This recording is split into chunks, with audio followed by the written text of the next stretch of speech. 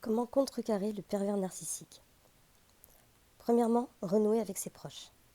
Après l'isolement qu'a imposé le pervers, il sera essentiel de renouer avec ses anciens amis, quitte à s'excuser et expliquer les événements.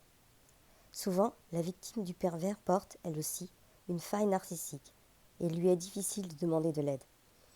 De plus, elle aime faire plaisir et préfère s'inscrire dans le désir de l'autre que d'exposer le sien.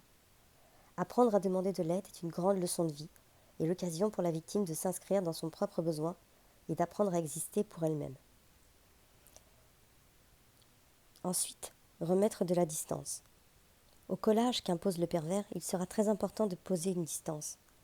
Par exemple, en partant se réfugier auprès de gens bienveillants, en apprenant à éteindre son téléphone et à rester sourd aux appels de notre bourreau qui ne manquera pas de chanter à nouveau nos louanges, en se souvenant bien de l'enfer que nous avons vécu, et surtout, en ne croyant plus qu'il pourrait en être autrement. Nous le verrons plus tard, le pervers est malade, il ne pourra plus fonctionner autrement. Le plus beau cadeau que nous puissions lui faire est de le quitter. Ce n'est qu'alors, s'il n'est pas totalement pervers, qu'il devra se remettre en question. Mais le plus souvent, très rapidement, sous peine de sombrer, il devra trouver un nouvel objet et nier l'importance de sa précédente relation. Quelquefois, on aimerait partir mais on s'en sent incapable. Si l'on ne part pas, c'est qu'on est dans la difficulté. Il est essentiel pourtant de prendre du recul, de se rapprocher de sa famille, d'amis, de changer d'air. Et s'il s'y oppose, c'est bien la preuve qu'il y a un problème. Prendre de la distance, mais aussi parler avec une tierce personne, qui soit neutre. La parole est libératrice, elle permet à la victime de sortir de son état de dépendance et d'assujettissement.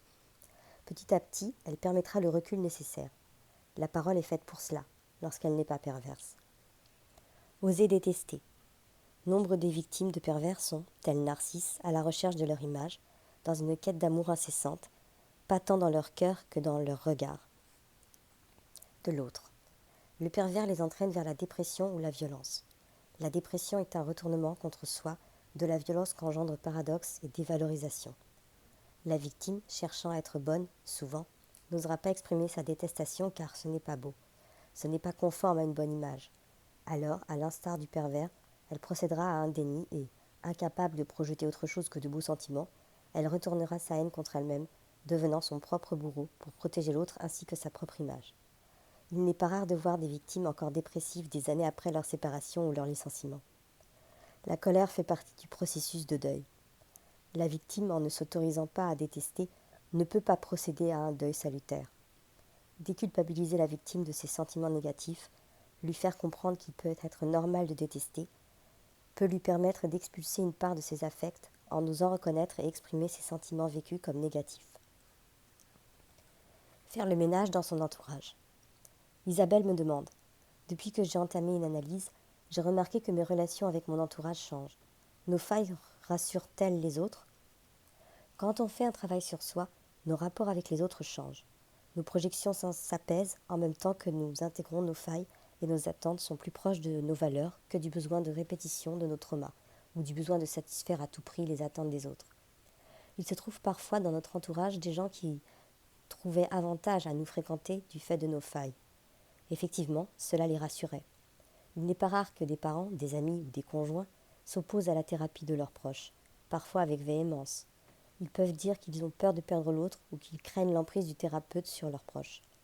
En fait, souvent, ils ont peur de perdre le porteur du symptôme, ce qui aurait pour effet de mettre en exergue les leurs, et les obligerait soit à se regarder en face, soit à trouver d'urgence un nouvel objet. Mais sommes-nous là pour rassurer notre entourage par nos malaises? Un des effets du travail sur soi peut être de voir ces personnes s'éloigner. D'autres changent et s'adaptent, et souvent, on rencontre de nouvelles personnes. Quand notre esprit change, le monde change.